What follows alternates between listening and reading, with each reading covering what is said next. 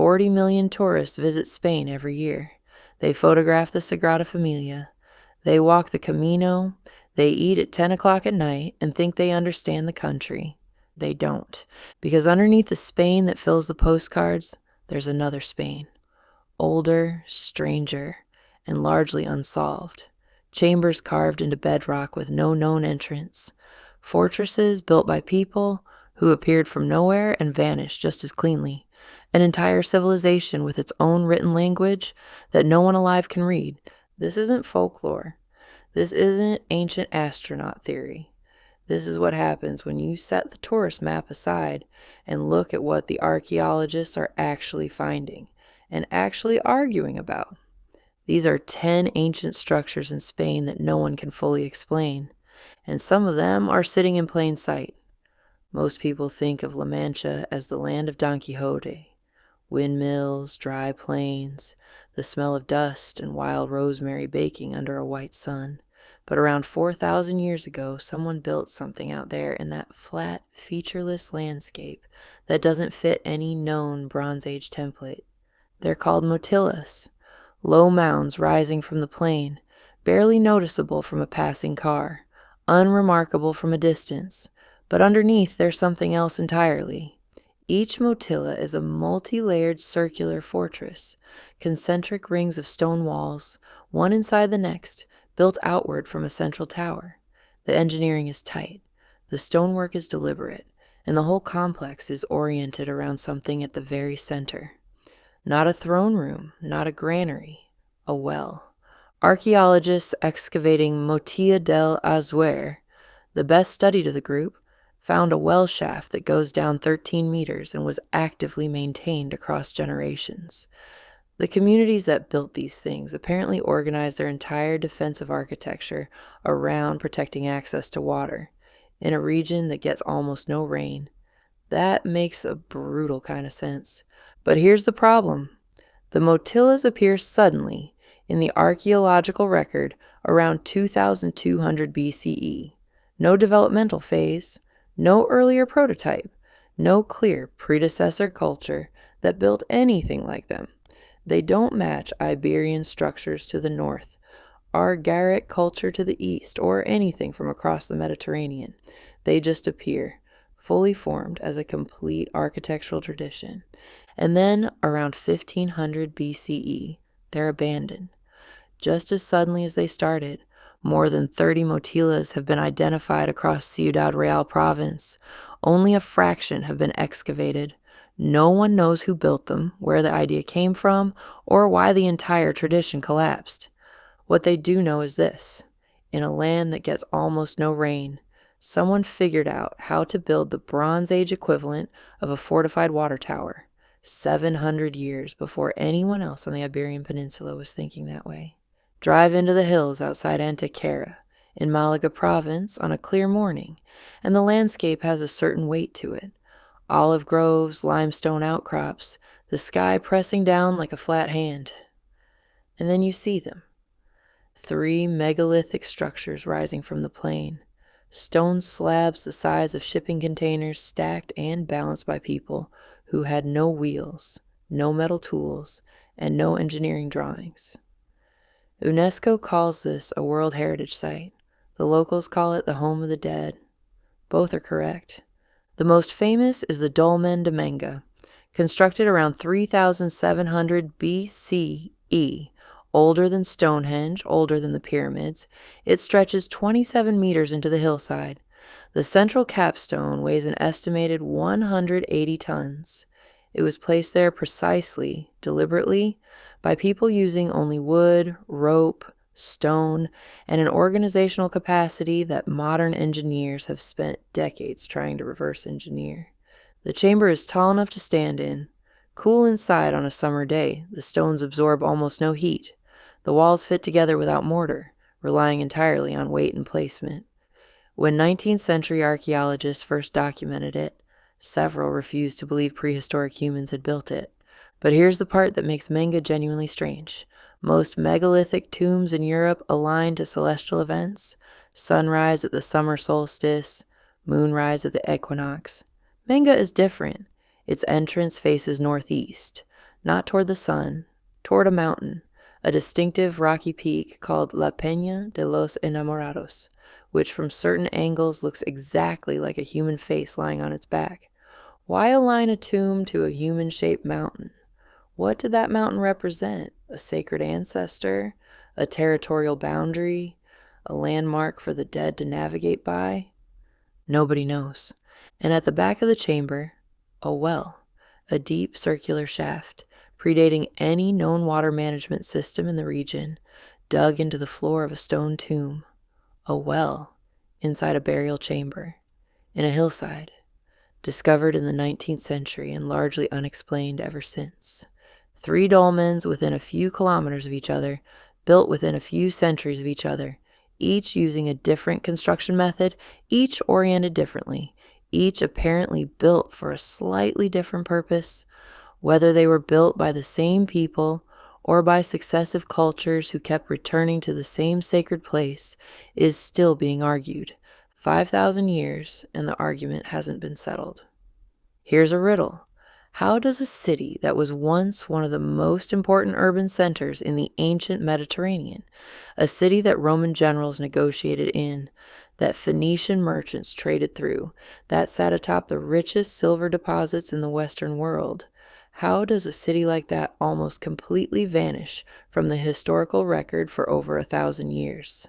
Cástulo, located in what is now Linares, in Jaén province. At its peak, it controlled access to the silver deposits of the Sierra Morena. Hannibal's wife Emilce was born here. Scipio Africanus himself sat at tables in the city. The wealth flowing through it funded wars, built fleets, changed the course of empires, and then it faded. By late antiquity, largely abandoned. By the medieval period, gone, absorbed into farmland, sealed under earth, forgotten. When modern archaeologists began serious excavation, what they found reframed the question entirely. Beneath the soil, a Roman city, laid over an Iberian city, laid over a Phoenician trading post, laid over something older still, the mosaic of the Leda, one of the most spectacular Roman mosaics ever found in Spain, depicting Leda and the swan in extraordinary detail, surfaced from the earth with almost no warning. Temples, private homes, streets that once held crowds. But the mystery isn't only what's there, it's what's missing. The people who built pre-Roman Cástulo, the Oritani, the Iberian tribe who were here before the Phoenicians, before the Romans, before anyone wrote their name down, left almost no record of their own. Their language survives in inscriptions that haven't been fully deciphered. Their religious practices are inferred from objects. Their political structure is guessed at from context. Centuries of human civilization buried under a Spanish olive grove. And the deeper the excavations go, the more apparent it becomes that what's down there doesn't quite match what the ancient sources described. The scale exceeds the records. The layout doesn't correspond to the text. Either the ancient writers missed something enormous, or there's a layer of Cástulo that no one has found yet. Pull up a satellite image of the hills above Mogor, in the Pontevedra region of Galicia, green, Atlantic, permanently damp, and you'll see something carved into a flat granite outcrop near the coast that doesn't match any known site category. It's a labyrinth, a complex, nested, meandering spiral cut directly into stone, dating to the Bronze Age. Roughly 3,000 to 4,000 years ago, Galicia has hundreds of petroglyph sites. Rock carvings are everywhere up here. But the Mogor labyrinth is different. The design is called a classical labyrinth, and the same design, not just similar, essentially identical, appears in ancient Crete, pre-Roman Italy, Wales, Scandinavia, and Portugal. Cultures separated by thousands of miles and centuries of time, carving the same pattern into stone.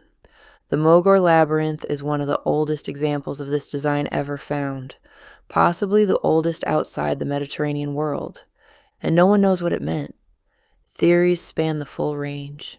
A ritual path, walked by initiates during ceremonies, the turns representing stages of transformation. A map, the spirals encoding the local coastline or river delta. a cosmological symbol representing the soul's journey after death, a territorial marker, a shared symbolic language transmitted through trade routes we haven't mapped. The people who carved it left no written record. Their culture survives only in the stones they shaped and the objects they buried, and those objects don't explain a labyrinth. What's most unsettling is the design's persistence. Malta, Crete, Portugal, Wales, the Hopi people of North America, the same spiral pattern in cultures that by all accounts had no contact with each other. Either the design was transmitted through a network we haven't identified, or it's something that human minds arrive at independently when they're trying to represent a certain kind of idea. Neither explanation is satisfying, and neither tells you what the person standing on that Galician granite 3,000 years ago was trying to say. Menorca is a small island, about 700 square kilometers floating in the western Mediterranean.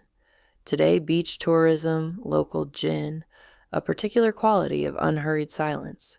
But drive inland, away from the resorts, past the dry stone walls and the old farmsteads, and you'll start encountering structures that belong to a culture no one has fully decoded. The Talaiotic people occupied the Balearic Islands during the Bronze and Iron Ages, roughly 1600 to 100 BCE. They built in stone, obsessively, systematically, at a density that makes Menorca one of the most monument-rich islands in the Mediterranean world. But the real architectural mystery of Menorca is something specific: the Taulas. A Taula is a T-shaped monument, a massive upright stone, sometimes 3 or 4 meters tall, capped by a horizontal slab. The result looks unmistakably like a capital letter T or a giant stone table. They stand between 4 and 5 meters tall. They are built to last, and they appear only on Menorca. Not on Mallorca, not on Ibiza, not anywhere else in the ancient world. This specific form, a T-shaped megalith, enclosed in a U-shaped court, surrounded by evidence of animal sacrifice, exists on one small island and nowhere else on Earth.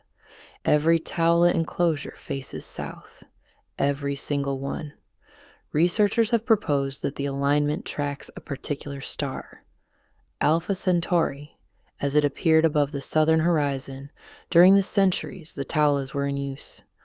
Others believe the T-shape is a stylized bull's head, a deity, a sacred animal, a protective spirit. The animal bones found in the enclosures, horses, cattle, goats, suggest ritual sacrifice, possibly communal feasting, possibly both. But what the ritual was for, who or what it was addressed to, and what the particular power of a T-shaped stone was supposed to be, all of that went silent when the Romans absorbed the island in 123 BCE. An entire symbolic vocabulary developed over 1,000 years on a single island, and then gone. Most people have heard of the underground cities of Cappadocia in Turkey, vast cave complexes carved into volcanic rock, capable of housing tens of thousands of people. What almost no one knows is that something structurally comparable exists beneath a small hilltop town in the province of Soria, in the cold meseta of central Spain. The town is called Ágreda. Step off the main street and into the older quarter, and the medieval walls are immediately apparent. This was a border fortress, fought over between Castile and Aragon, built high on a promontory above a river confluence. But beneath the streets, beneath the medieval foundations, there is something older. Archaeologists have been mapping a network of tunnels, chambers, and passages carved directly into the stone bedrock beneath the town. The passages are cool and close, the stone walls dark with age, the silence of them absolute in a way that above-ground silence never quite is. Some sections have been provisionally dated to the medieval period, but other sections, older, differently constructed, built to a different logic, resist clean categorization. There are chambers too small for sleeping, too large for simple storage, passages that terminate with no collapse, no blockage, no obvious reason for stopping, junctions that suggest a more extensive original network than what survives. What makes Ágreda significant beyond itself is this. Similar tunnel complexes have been identified beneath nearby towns. Melun, Tarazona, several villages in Navarre. The designs share features. Some orientations appear to align. It raises a question that archaeologists haven't fully answered. Was this a connected system? A pre-medieval network of underground passages, built for a coordinated purpose across a region? The official position is cautious. Accumulations of construction from different periods, serving different functions, only superficially related. But the oldest sections haven't been definitively dated, and the planning logic of those oldest sections doesn't map cleanly onto any known builder. What was under these towns before the medieval fortress builders arrived? The Almería desert of southeastern Spain is one of the driest places in Europe. It looks like it was imported from the American Southwest. Arid, scrubby, heat-hammered, the color of dried bone. Sergio Leone filmed here because it looked more like Arizona than Arizona did. 5,000 years ago, someone chose this landscape to build a city. Not a village, not a seasonal camp. A planned, walled, multi-phase urban complex. Los Millares, constructed around 3,200 BCE, housed an estimated 1,000 people at its peak, organized within fortification walls stretching nearly 300 meters, reinforced with projecting semicircular bastions. Take a moment with that last detail. Bastions, towers projecting outward from a wall face so that defenders can shoot along the wall rather than just over it, are considered a significant development in military architecture. The Romans used them. Medieval engineers used them. Los Millares used them 5,000 years ago in the middle of a Spanish desert, independently, with no known model to copy. There are 4 defensive rings in total, 4 concentric fortification lines, each progressively older as you move outward, the settlement expanding, being strengthened across multiple generations. This is not a temporary refuge. It is an ongoing political entity, capable of organizing collective labor across lifetimes. Beyond the walls, a necropolis of over 80 collective tombs filled with objects from across the western Mediterranean, ivory from Africa, ostrich eggs, copper tools and weapons, amber. Los Millares was embedded in trade networks stretching across an ocean. Who were these people? They predate every Iberian culture we usually name. They emerge from Neolithic farming communities and develop, within a few centuries, into something that looks very much like a city-state. They demonstrate advanced metallurgy, advanced fortification, and advanced long-distance trade before almost any other culture in Western Europe. Then they collapse. The theories range from drought to warfare to internal fragmentation. The evidence for each is partial, and the question of how they got so sophisticated so quickly, so far from the centers of ancient civilization, that question hasn't been resolved. On a narrow promontory jutting into the Atlantic Ocean on the coast of A Coruña, in Galicia, there is a fortress that looks like something from another world. The Castro de Baroña is a Celtic Iron Age settlement built roughly 2,000 years ago, at a time when Celtic-speaking tribes called the Galicia controlled the northwestern corner of the Iberian Peninsula. The Romans called this region Galicia. The people who lived here left no written records of their own. What they left is this: a circular walled settlement perched on a rocky finger of land surrounded on 3 sides by the Atlantic, round stone huts, a double defensive wall across the landward side, paving stones still in place after 2 millennia, the North Atlantic crashing against the rocks on all sides, the salt wind permanent and horizontal. The structure itself is not mysterious in the sense of being inexplicable. It's a hill fort, a defensive settlement of the kind found across Atlantic Europe from Brittany to Scotland. What makes Baroña strange is what it reveals about the people who chose to live here. The location is extreme. The promontory is isolated, exposed, cold for 9 months of the year, and supplied only by what could be carried across the narrow causeway. The Atlantic from this angle in winter is not scenic, it is violent, and yet the settlement was maintained across centuries. Archaeologists have found Roman period trade goods, pottery, objects from the Mediterranean world, suggesting that even this remote fortress at the edge of the known world was not truly isolated. The Galati who built here were connected to a broader Atlantic trade network, operating along the Western European coastline long before the Roman roads came. But the religious practices of the Castro culture, their cosmology, the meaning of the circular enclosures and the specific hilltop sites they chose, is almost entirely inferred. Their language documented names and dedications, but not beliefs. A fortress at the end of the world. A people who chose the most exposed place imaginable to build their home. Why? In 1905, a farmer named José Bullón Lobato was looking for a cave near Baroña in Málaga province to use for storing beehives. He found one. He lit a torch and went inside. What he found would take decades for the rest of the world to understand. La Pileta extends deep into the mountain. Narrow passages, chambers that open unexpectedly, ceilings that slope down to nothing, and then pull back up into rooms large enough to stand in. The temperature drops as you descend. The silence is the kind of silence that has weight. Dripping water somewhere in the dark, always just out of sight. On the walls and ceilings, paintings, 25,000 years old, animals rendered with a confidence and economy of line that any modern illustrator would respect. Bison, horses, a stag, and something rarer, fish, including what appears to be a large oceanic fish, possibly a tuna, possibly something larger, outlined in red ochre, deep inside a mountain, miles from the sea, at a time when the coastline was further away than it is today. Why paint fish far from the sea in the dark heart of a mountain? That question doesn't have an answer. But what makes La Pileta genuinely strange, beyond the fish, beyond the beauty, is what's intermixed with the animal paintings. Symbols, geometric marks, parallel lines, nested curves, repeated angular forms. These appear throughout the cave in sequences that some researchers have found disturbingly syntactical, too regular, too repeated, too systematically placed to be purely decorative.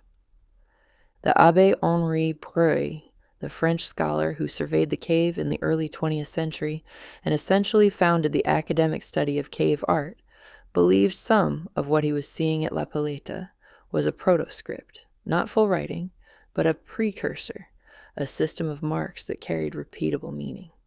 The mainstream position has always pushed back. These are ritual marks, hunting tallies, abstract art, not language, not yet. But the debate has never fully closed. Some of the symbols at La Pileta appear at other caves across Spain and France, the same forms, the same sequences, separated by hundreds of miles. Either they're coincidental, which stretches probability, or they represent something shared. A symbolic vocabulary transmitted across a Stone Age world we can barely imagine. In the dark, 25,000 years ago, someone was trying to communicate something. The marks survived, the meaning didn't. Here it is, the one that changes the stakes. Tartessos.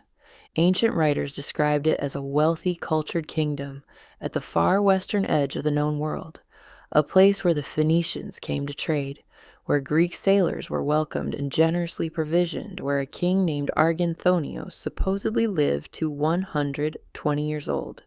Herodotus mentioned it. Strabo described its rivers running silver. Pliny placed it at the mouth of a great river in what is now Andalusia. The Tartessians had a writing system. Dozens of inscriptions in their script survive. The script has not been fully deciphered. No one alive can read what they wrote. They had monumental architecture, spectacular gold work, the treasure of El Carambolo, found near Seville in 1958, a hoard of golden jewelry unlike anything found elsewhere in Iberia, buried in the soil of a football club's storage room. Bronze warrior sculptures, a culture that was neither Phoenician nor Iberian nor anything else with a clean label in our taxonomy of the ancient world. And then sometime around 500 BCE, they disappear. no documented invasion, no recorded catastrophe, no clear successor culture claiming their legacy. They simply stop appearing in the record. For nearly 2,000 years, Tartessos was a ghost, a name in ancient texts, a location on no surviving map. Scholars debated whether it had existed at all or whether it was myth, a rumor, an exaggeration, the Atlantic world's version of Atlantis. Some historians have seriously proposed that Tartessos was the origin of the Atlantis legend. Others find that too convenient. Then in 2022 and 2023, excavations at a site called Casas del Turuñuelo in Extremadura revealed something that reframed the entire question. A monumental Tartessian building, preserved to an unusual height. Inside, evidence of a massive, coordinated animal sacrifice. Dozens of horses, cattle, smaller animals, all killed apparently in a single ritual event. The building was then deliberately sealed, not destroyed by enemies, not abandoned gradually, but closed on purpose with the sacrifice inside. The floors of the building preserve the impressions of organic materials, wood, textile, possibly leather, that had long since decayed. A snapshot of a ritual that someone clearly considered final, a deliberate closing of a place that had mattered. Why? What requires a building to be sealed with 50 dead horses? What god? What belief? What crisis demanded that? Spain has been hiding its secrets in plain sight. If you want more videos like this, vanished cultures, forgotten places, structures that don't fit the standard explanation, subscribe. And if you know a Spanish site that belongs on this list, drop it in the comments. Because this country has more mysteries than one list can hold.